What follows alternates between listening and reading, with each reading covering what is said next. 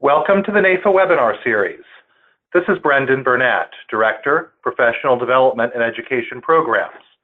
Today we are presenting Reaching and Engaging the Hispanic Community. This is part 3 in NAIFA's 2018 Diversity Webinar Series.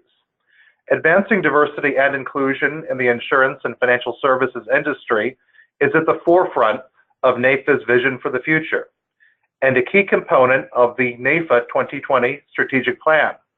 I invite you to learn more by visiting the Diversity and Inclusion page under About NAIFA at www.naifa.org. With me today is Evelyn Geller. Evelyn is an experienced financial professional with over 25 years of experience in the industry. As an advisor, she worked with Hispanic families and business owners, and as a field leader, she attracted diverse candidates to the industry. With a desire to champion for the Latino community, she formed the Hispanic Advisory Committee at MetLife early in her career. The committee was made up of company executives, key leaders, and influencers, and other advisors that serve the community. The goal of the committee was to promote education and financial literacy.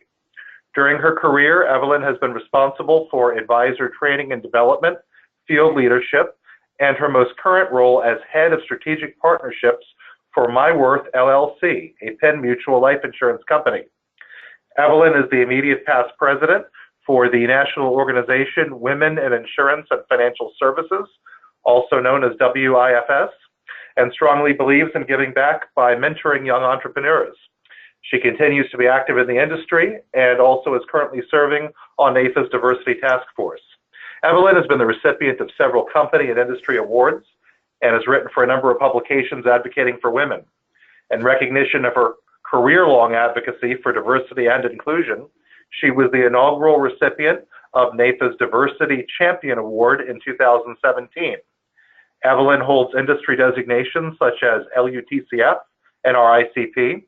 She is a registered representative with a Series 7 and 63 and also holds registered principals licenses 24 and 53. During the webinar, you may type your questions in the question box on the right side of your screen. All questions will be answered during the Q&A session at the end of the webinar, and this webinar is being recorded. Evelyn, welcome to the webinar. Well, thank you there, and good afternoon, and welcome to everyone on the call, and thank you, Brendan, for the introduction.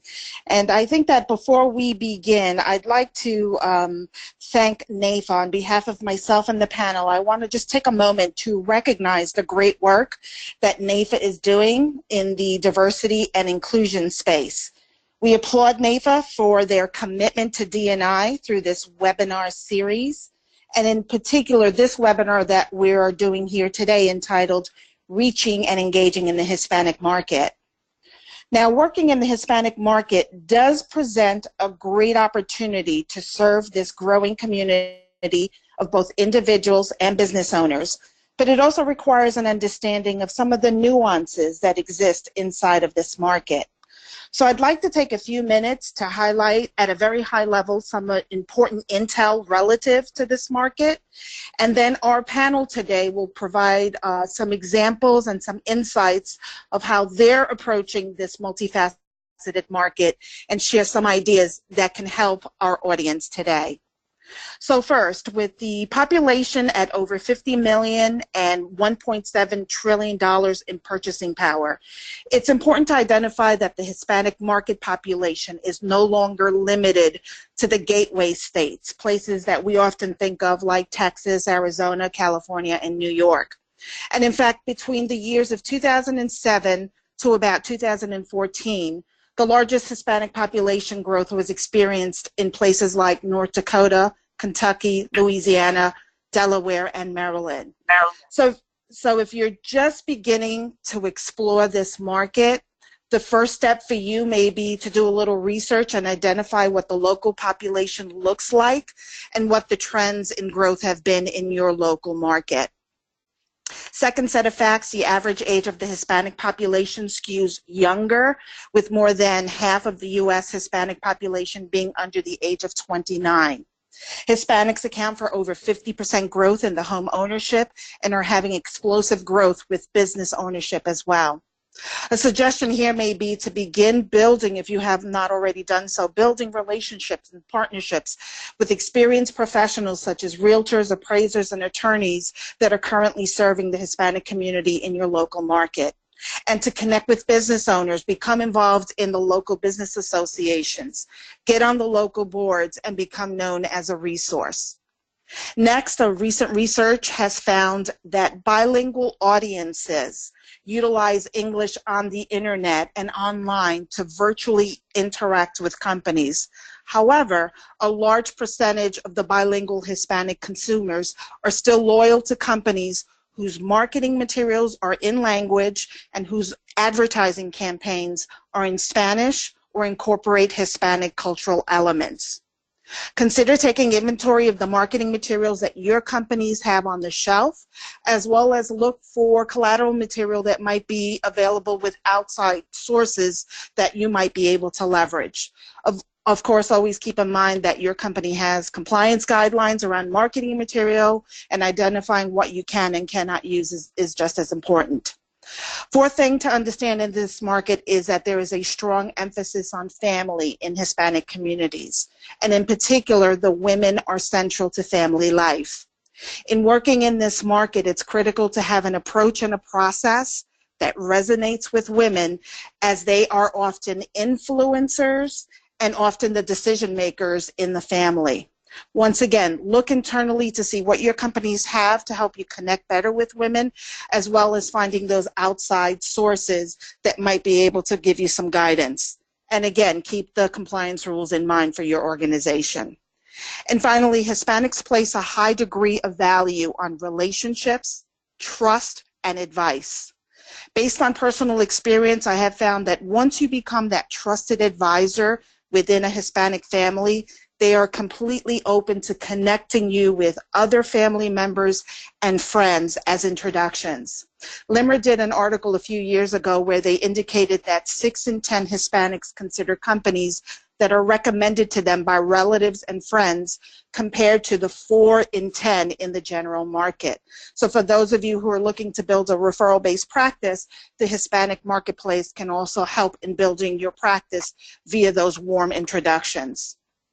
Now, like any other market that an advisor is looking to pursue, having a thorough understanding of the market can connect you quicker, can help you accelerate your learning curve, and ultimately lead you to the success that you're looking for in that market. So with that being said, we have a great panel of seasoned advisors who are making an impact in this market with Hispanic families and business owners around the country. They'll be sharing their personal stories, providing you with some insights and examples of what they're doing locally. And of course, these tactics are not a one-size-fits-all. They have worked for our panelists and are presented from their perspective. So I'd like to move forward and introduce our panelists. First, we'll hear from Rosa Maria Marujo, who is the President and CEO of Trusted American Insurance Agency in Rockland, California. After receiving her bachelor's degree at Adelphi University, she launched her career in my hometown of Long Island, New York, as VP of an independent insurance managing agent. She expanded her expertise in the insurance marketplace and started Trusted American. She currently consults with insurance carriers, both large and small organizations, about Medicare health insurance resources. She has been a Medicare insurance leader for over 10 years with over 6,000 agents nationwide. Her achievements include being recognized by Sacramento's Association of Health Underwriters as 2017's Medicare Agency of the Year. She's also been recognized by United Healthcare for their sales achievements and has received honorary designation by AARP for the past 6 years. Rosa Maria was selected to support Washington, D.C.'s think tanks for multiple insurance and Medicare studies as a consultant, and selected by the U.S. Small Business Administration in 2016 as SME for Medicare.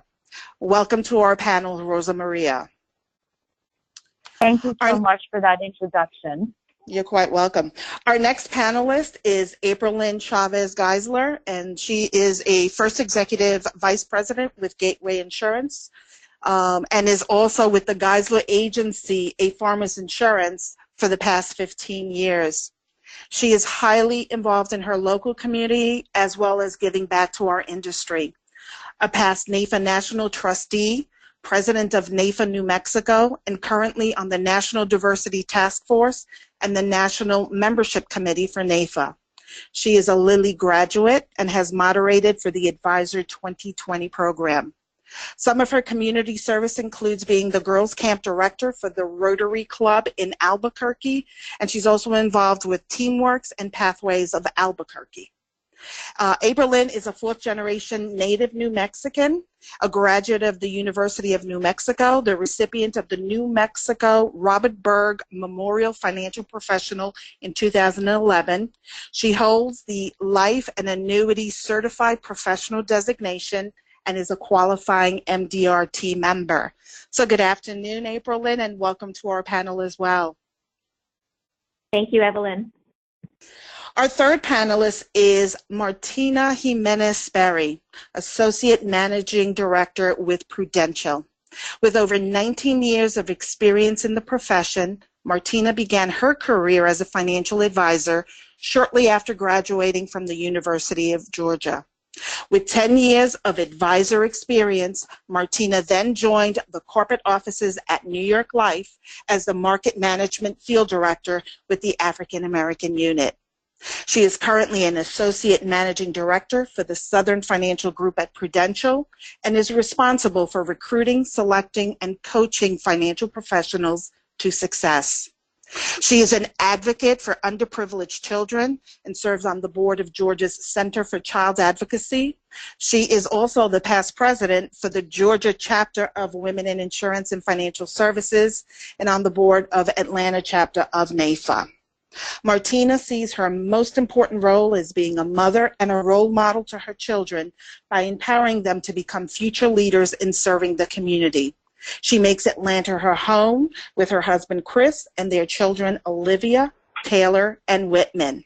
So good afternoon to you, Martina, and welcome to our panel. Thank you. So as you can see, we have a great panel of very busy ladies who are not only successful professionally, but are very committed to giving back to the industry as well as their communities. So we're going to have a great discussion, and I'm going to begin our conversation here today by directing the first question to Rosa Maria. So Rosa Maria, being bilingual is only one element to connecting with the Hispanic market, and just throwing up a sign that says we speak Spanish is simply not going to cut it in this market. So my question to you is, in order to become the trusted advisor in this market, prospects and clients need to feel comfortable with you and with your company.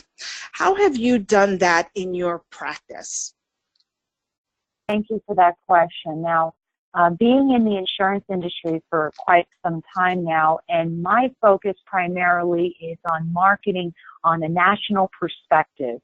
And we do recruitment and focus on agent recruitment as well as marketing to seniors. We are in the Medicare marketplace primarily.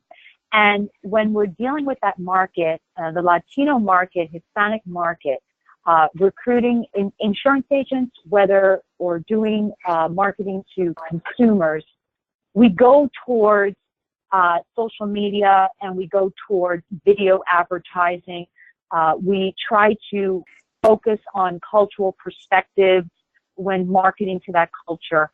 And lastly, we also hit on local seminars in a perspective that allows for them to meet me personally, meet my recruiting partners locally and the agents that are actually marketing the product to these seniors. So when you look at that market, one of the biggest pieces I've seen is hitting that market in the next few years. 30 out of 100 people will be of Latin descent in the United States. And when it comes to getting the Hispanics to be a part of your marketing, they love variety. We've seen they love entertainment. They love to be entertained. And primarily, they love to be online through videos. So their mobile phone is a part of them now. Whether it's a millennial or a person who's 65 years old or a mother, with her children, overseeing what her children are doing, a lot of them are online. And if they're not online, they're paying attention to the brands, just like Evelyn had mentioned, the brands that they feel secure and safe with. So knowing those two pieces will help you to get yourself in front of the Hispanic community in a comfortable way where they can feel confident with you. A study from Yahoo conducted last summer indicated that Hispanics are quickly replacing traditional television and spending a majority of the time watching online content. Now, that doesn't mean they're not watching Netflix and all those other pieces, you know, Prime, Amazon Prime, but they're still essentially utilizing that phone to gravitate towards the news or content that comes right over their phone. And over the last few years, they spent most of that time, 53% of that time actually, on mobile phone marketing. And that worked really well for my company. And we saw a big transition of a lot of the marketing we did to our Hispanic communities, primarily online. We did Facebook ads and social media campaigns that gravitated towards cultural aspects that the Hispanics are comfortable with. And they are very closely connected. We as Hispanics are closely connected to our heritage. So whether you're Dominican or Puerto Rican or, you know, of Spanish descent from Madrid, or it doesn't matter. You have your own culture's style, the food, the way you act, what you eat, what you listen to, what you watch, how you speak to each other. All those nuances, they're very important to us.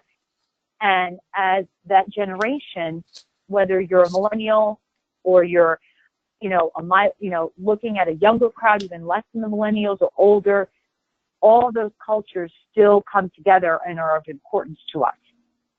One of the things that a lot of people who market to the Hispanic population don't consider is they assume everything needs to be written in Spanish to gravitate to that interest, that market. A lot of my ads that I do on campaigns online have very little, focus on writing everything in Spanish, but more focus on the cultural aspect of who are the people that are in the images. How is it showing family orientation? Is it giving a comfort, a feel of security for that consumer? And that's what's gravitating them to this ad, not just putting everything in Spanish writing. Having that piece relate to the culture is one of the biggest pieces that I've seen, the emotional connection, the cultural experience. Another big piece we play on is being funny. Now, it could be a light, funny, entertainment-wise social media campaign, but things that go along the lines of what our culture in the Hispanic community relates to. So if you have a family that wants to, we all know as any culture, there's different cultures out there. Everyone has their own style and how they eat dinner with their families. And Hispanics usually have a whole culture of people in their home they interact with, their grandparents, their parents, the children. They're usually all together doing daily interactions. So it's not, one day over on a Saturday where you're going to get to see your grandparents. A good portion of the time, Hispanics, they relate by having everyone under the same roof. And you can see a lot of the marketing that I do, it pertains to that concept where you'll have in the image of what we're offering, whether it's Medicare insurance or life insurance or annuities, you will see photos with a whole family in that. Because when they make those decisions, there's more than just, the husband and wife at the appointment. There's more than that. Whole culture wants to be a part of it. The whole family wants to be a part of it to understand the process. So you want to be a part of that whole heart, soul, bringing in all that cultural aspects when you're marketing to them. And the drive for the cultural manner is one of the biggest pieces I've seen that's been successful in the past 13 years that I've done the social media marketing. The online portion of Google Ads and SEO optimization has been towards that type of marketing. And then you can also take that when you do paper ads or if you do mailers, the same rules apply. Yes, you can have portions of it written in Spanish, but consider the fact that even though you might have an older generation that does speak Spanish, there is still the younger millennials that do speak Spanish that may not have the same dialect or might not take that verbiage and read it completely. They might read the English portion.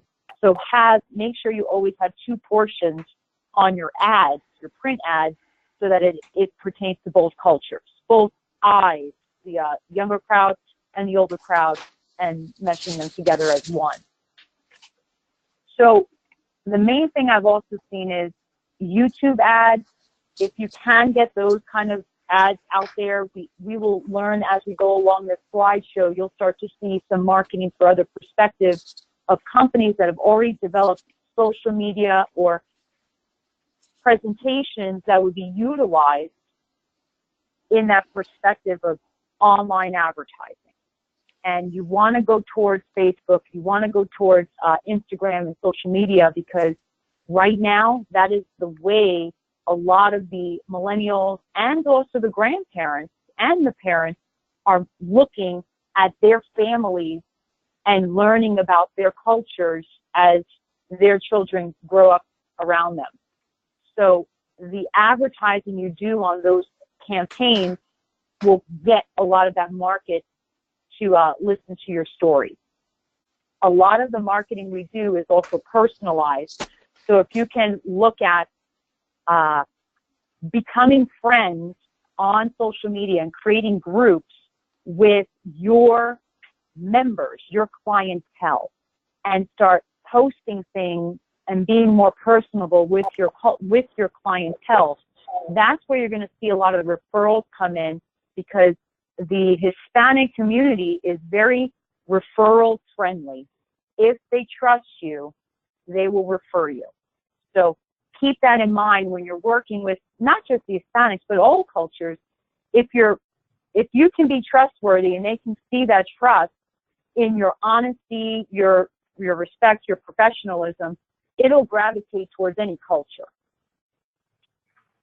And know your audience. If you know your audience is Spanish dominant, what do they read? Are they second generation, third generation Spanish, Hispanic? If you don't know who you're talking to, you're going to have a hard time communicating what you're trying to offer them. And the main thing is to be real and credible. When you're working with Hispanics, they can see right through it. So don't sugarcoat it. Be very real there. They feel the connection. There's, a heart and soul, and when they're communicating with you, if they can't see you, if you're doing things on the phone with them, you have to show a sense of relaxation on the phone with them and comfort for them to feel that they can trust you. And that goes with almost any business, any culture, but primarily in dealing with my Hispanic community, that has worked very well. Another big piece is when you're doing any type of social media marketing, there is a Facebook opportunity there where you can do insights on the social media targeting. And that's why I mention Facebook a lot, because they're very easy to utilize their marketing campaigns and go after demographics to target your audience. So you can actually go after language spoken, demographics, level of education, job title, interest. So hashtags, there's this thing called hashtags where you have a pound symbol and then a word. And that word, when you click on it, it'll bring you to an area where you can learn more about things that relate to that topic or that interest. Finding words that relate to the Hispanic community is a way to gravitate to them. So the culture piece of it. What are the types of things that Hispanics like to do? What do they like to do on their spare time? They love, certain shows or topics. These are the types of things you could hashtag on your ads to gravitate that culture to your area.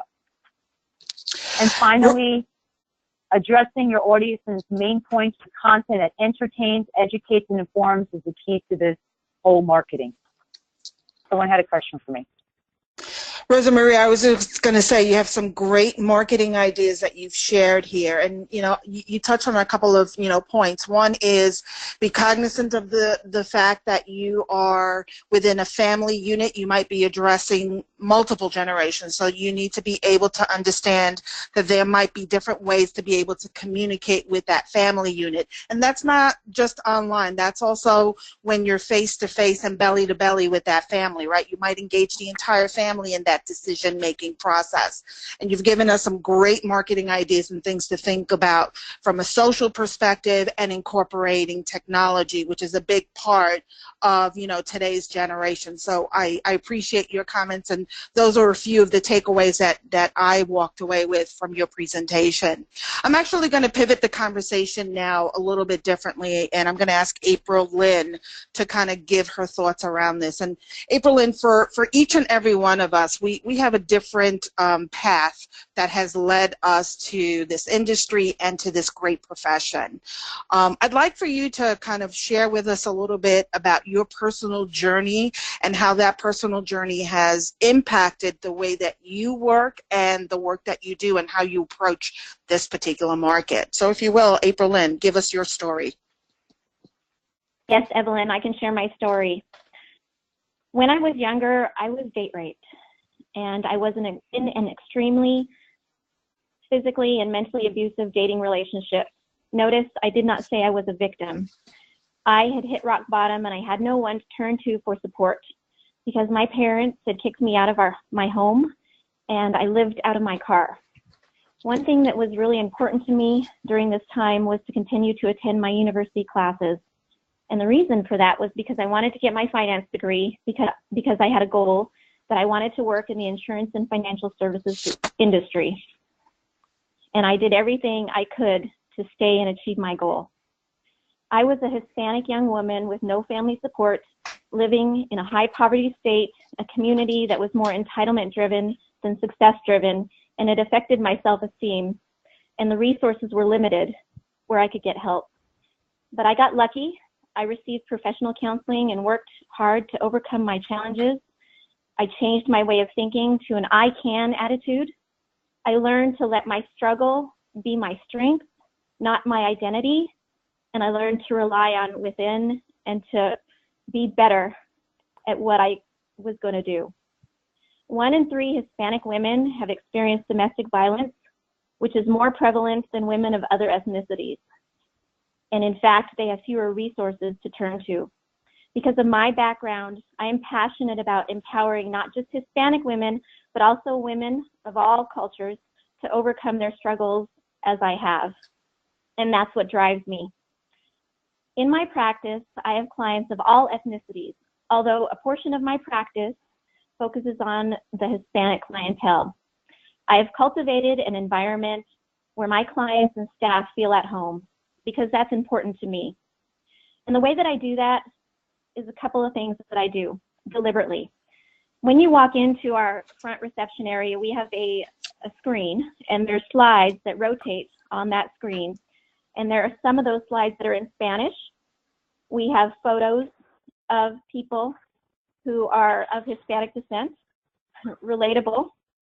We also have staff, se habla español, that not only speak Spanish, but they read and write it, and they communicate very well and relate to our clientele.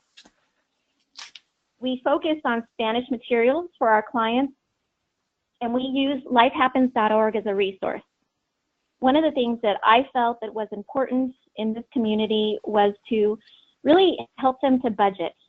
Not a lot of people are discussing budgeting and planning day-to-day life.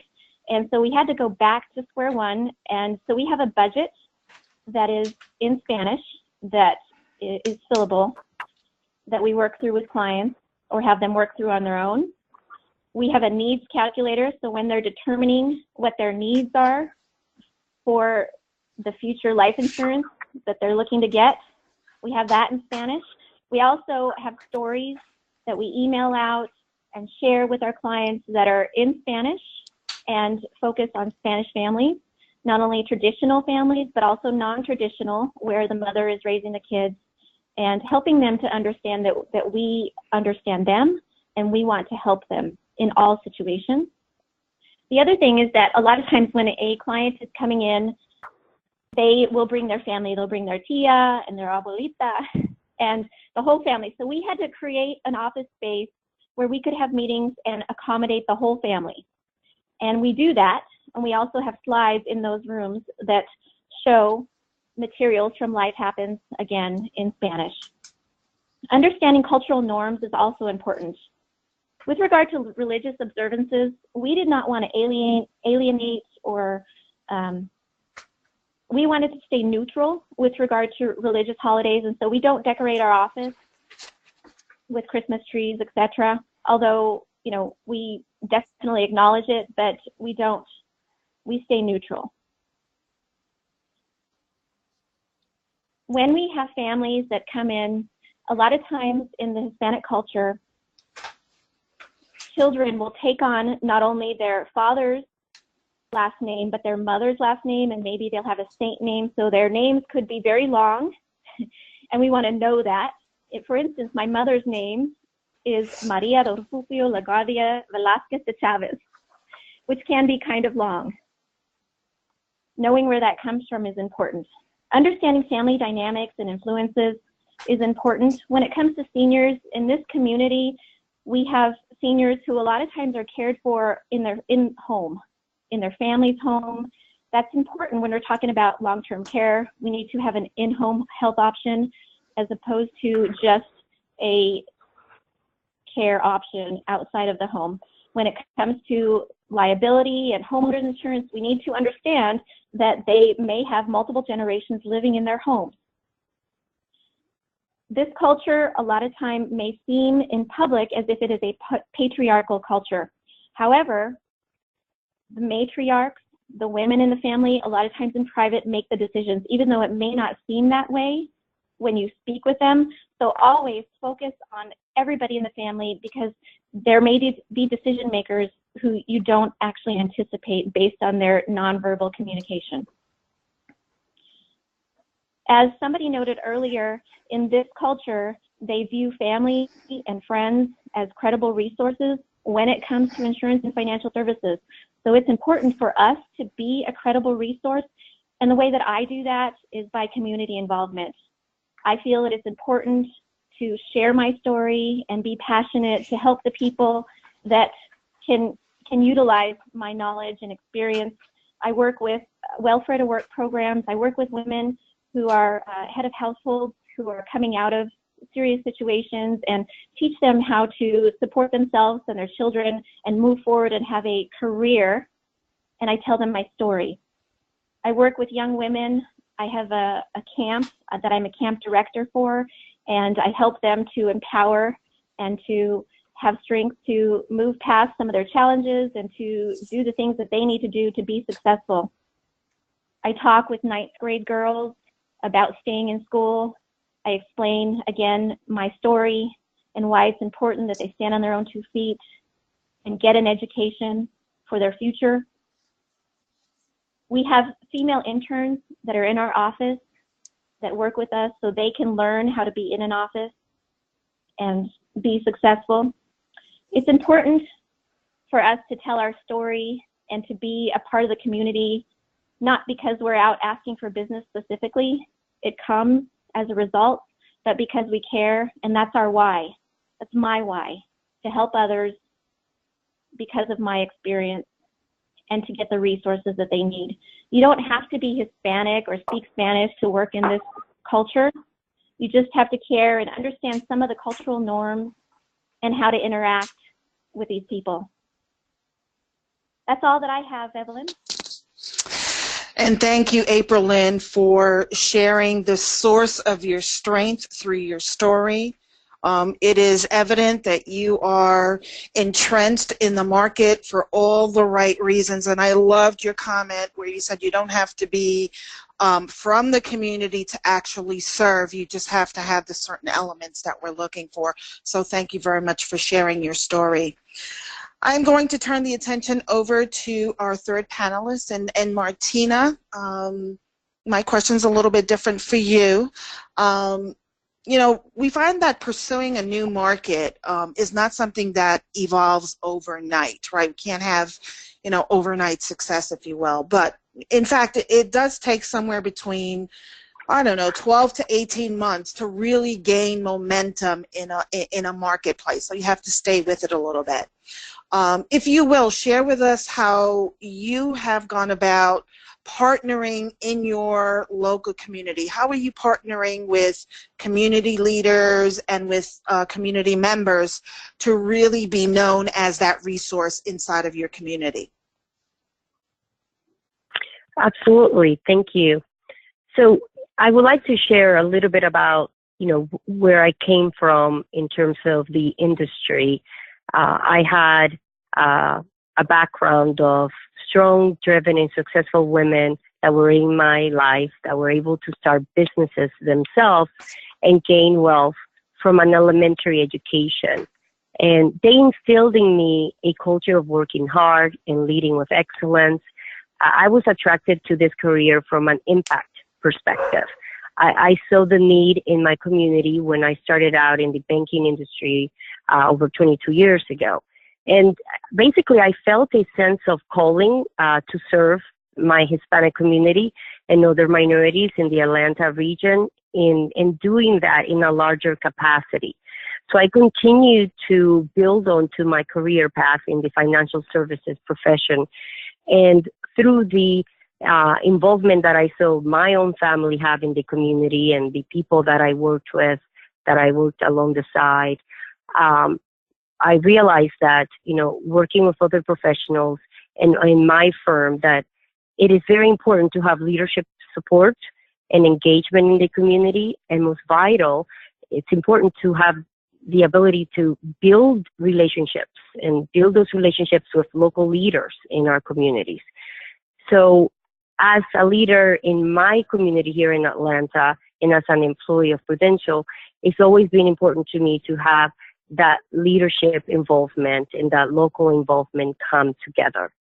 So I want to share a little bit about, that local involvement in terms of what I've been able to do here in Atlanta. It's really what has helped me to get closer to the community and solidify the impact that I can make through the corporation that I work and the involvement that I have with those leaders to get close to the people that need help and that need my support, whether it is through educational seminars such as what we're doing today, or just to do grant support in the community.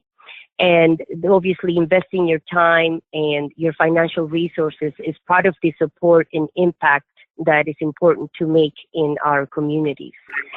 And when you consider, each, let's say, part of the United States has a different type of Hispanic market.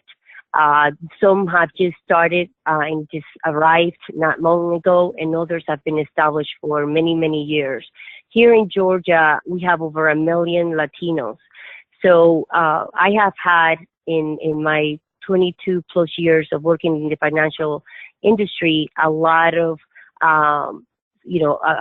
just basically closeness to the community. And I've been very fortunate to work along the side of leaders that are giving back, that are working in the community with a partnership in collaboration with companies and other professionals. So that's really been a very big piece, being able to provide that collaboration, not just through the relationship that you build in the community, but also with other corporations, with other financial services company, as well as other, professional service company. We just need to come together in order to serve the community, and not just the Latino community, but the community at large. So when we look at the financial literacy education piece, and I think both Rosa Maria and April Lynn touched on this, is so vital because at least, I will speak for the community here in Atlanta.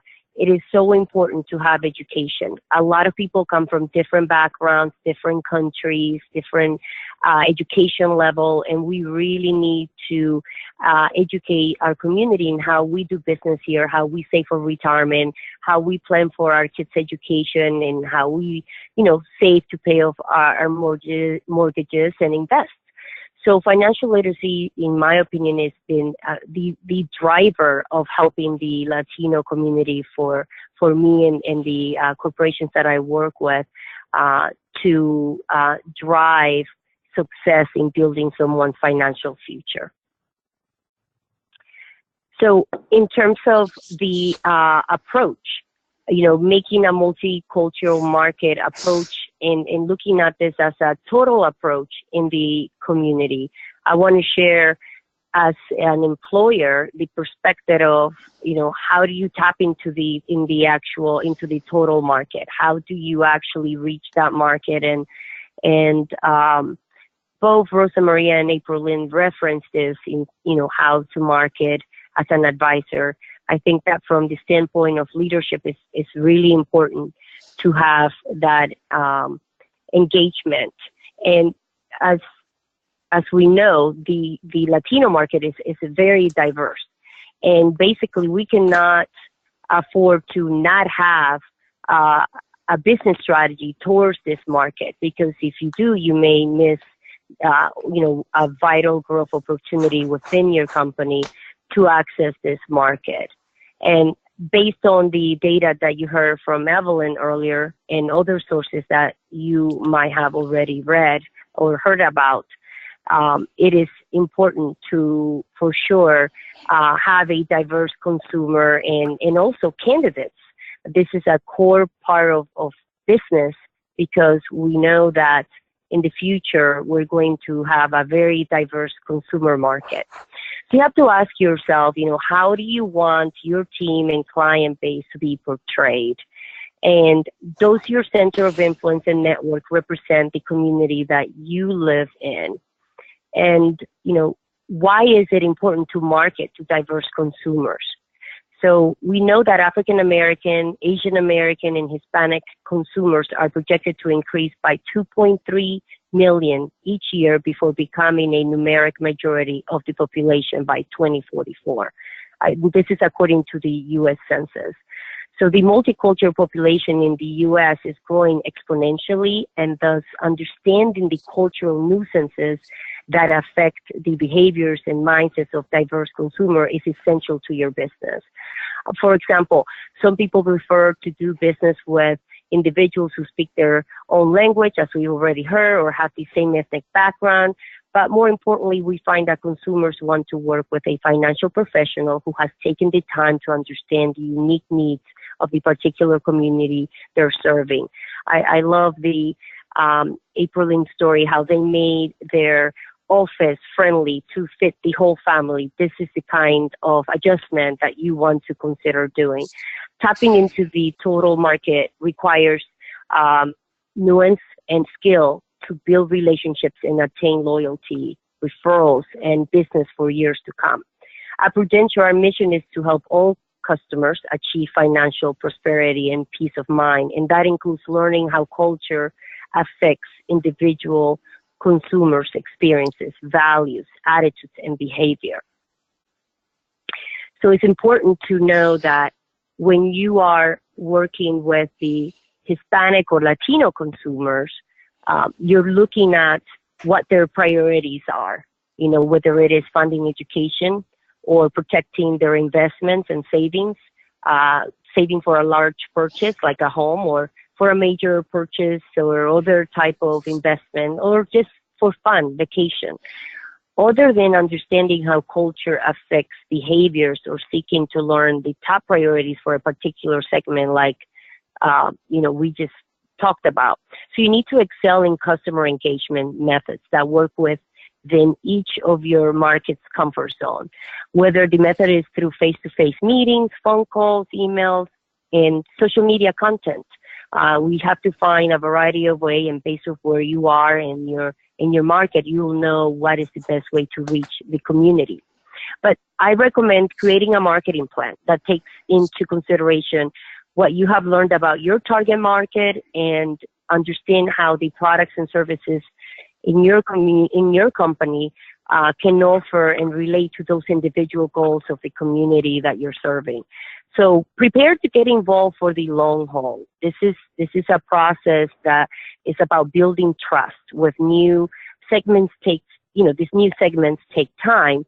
And so when you're perhaps bringing in an advisor that comes in to your firm and you're looking at them serving the Latino community or any other diverse market, just make every effort to get involved within the target community yourself and make a sincere attempt to build a network with its members, including professional alumni associations, churches, schools, and small businesses. So it really needs to be authentic, and it needs to be, a way that you support that advisor. And it's pretty obvious that both April Lynn and Rosa Maria have gotten that support, which is why they are so successful and they have continued to grow their practices. So it would be amazing to hire an April Lynn or a Rosa Maria, but you have to also provide them with support. At Prudential, we also understand the representation, the representation of the market, that it matters, and offering cultural relevant marketing material to the distribution, to that community makes a difference. So you already heard of obviously having brochures and different types of way to connect with your community. These are some of the things that we have done. We put together this brochure called a total market approach, and that really looks at all the different markets and how we can relate to them.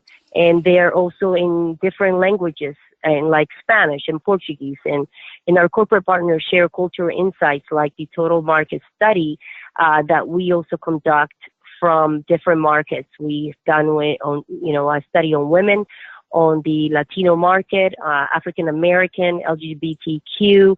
So it's also important to take into consideration, what that market needs are, and if your firm or company is interested in doing a study, that it makes it even better for you to be able to use that information and market to that community. And also, it's important to be prepared and engage with these, the market that you're trying to reach out to.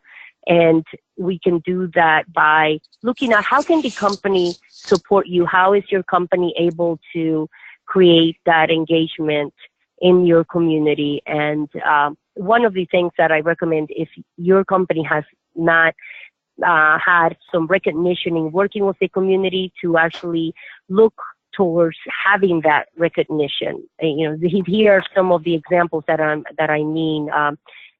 Whether it is a Hispanic Network magazine recognition or Latina style. The key here is that there has to be corporate partnership and corporate engagement, whether it is in a smaller firm or a large corporation that is supporting the small firm, the firm within the firm. You need these partnerships in the community, whether it is nationally or regionally with the local leaders, to make this partnership a success.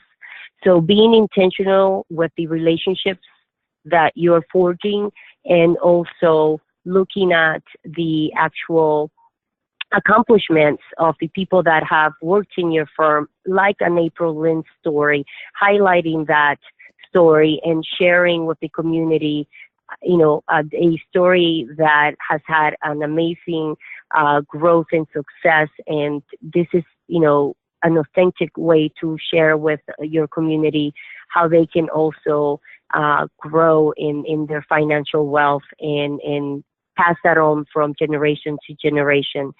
And most recently, Prudential provided a 2-year, $1 million grant to the Unidos US or Unidos US to integrate financial coaching into affiliate programs.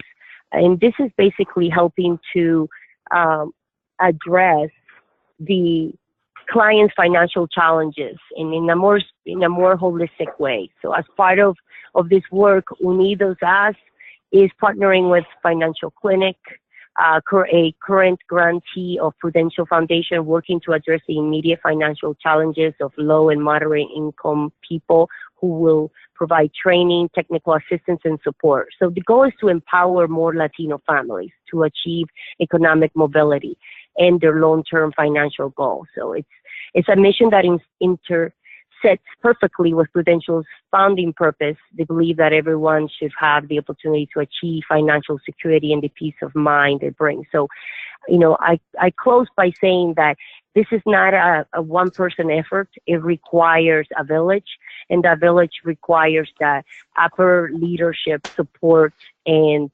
involvement in financial commitment to help you market and grow in this cultural market of Latinos.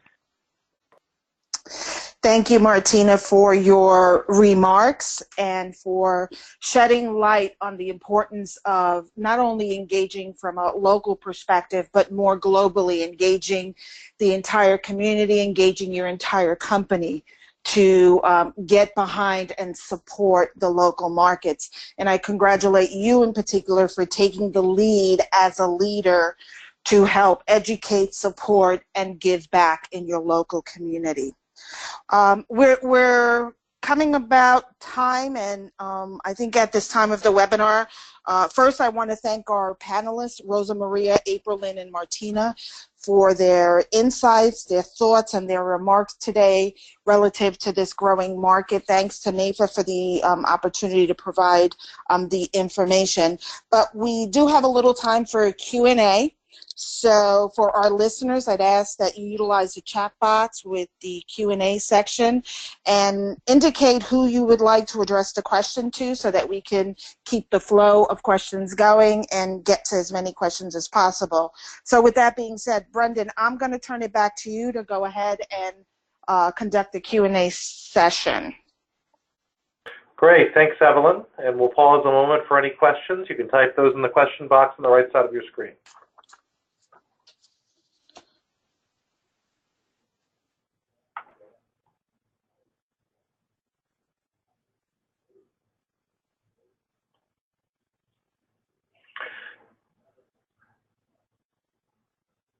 And we have a question about the Life Happens materials that April Lynn was displaying during her portion of the presentation.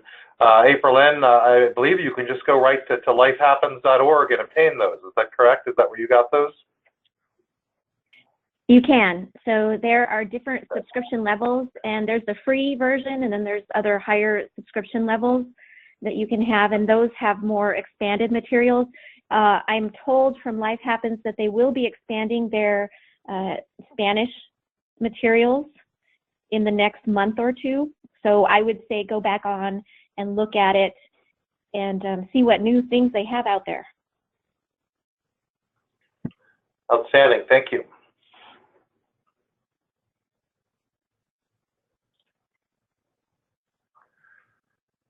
Great. Well, that is all the questions that we have for today. That's also almost all the time that we have. So I do want to thank all of our presenters very much, and also thank you, the attendees, for taking some time today to join us for part 3 in NAFA's Diversity Webinar Series. This concludes the, and we have a question that got snuck in right at the wire. So we'll stick around for a few more minutes and go ahead and take this. We're happy to do that. General question. Just started as a financial advisor and third week. Juan says he's struggling to find the correct Spanish financial terminology to be able to communicate with Spanish speakers. Is there a good resource that could help me with that? So this highly technical information on financial terminology for Spanish speakers. Any resources that any of our panelists would recommend for that? Hi, this is Rosa Maria Marujo. I would recommend when you start your organization and you decide what insurance carriers you want to be appointed with, utilize the insurance carrier's material. Most of the time, insurance carriers already have some sort of marketing flyers, presentations, PowerPoint material that's in the Spanish, language. So they utilize that as a piece. If you want to do things that are generic marketing, that you got to make sure you have. Personally, I recommend, for me personally, when I did this, when I set up marketing materials that are generic to go out and recruit and do my own mailers, we have many people look at it that speak different dialects of Spanish before we distribute it to the community. And that's how I get the feedback on, is it the right dialect? Does it fit all cultures?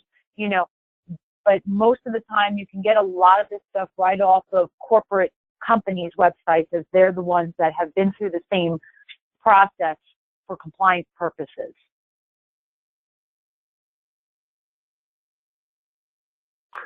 And our next question comes from Beverly. By year 2044, much family integration will have Hispanic ancestry, but with integration comes less diversity and more commonality. How do we perceive this loss of diversity? That's an interesting question. Any of our panelists want to take that one?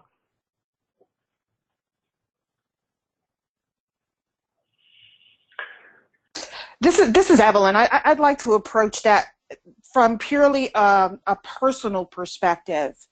I'm second generation in this country, and my immediate family are all Hispanic, and I married into a completely different culture. My husband is not Hispanic, his family is not Hispanic, and our children have actually discovered a way to still identify and be able to balance both cultures. So I'll give you a clear example. I went to visit my daughter in college freshman year, and over her bed in her dorm room, when I went to visit for the very first time, was our flag. It was the Puerto Rican flag, and it had underneath it, Pa'lante, which is something that people say when they're saying, I'm going to forge forward, I'm going to progress forward, I'm going to move forward. And I had no idea that she even knew what that meant.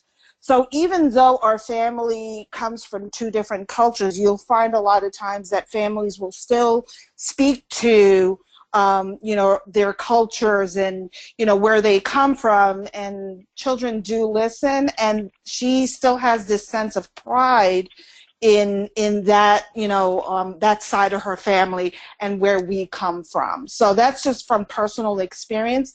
There's a lot of, melding and people, marrying and things of that nature. But my personal experience has been at least with my family, is that there's still pride on both sides. And that's become evident over the years.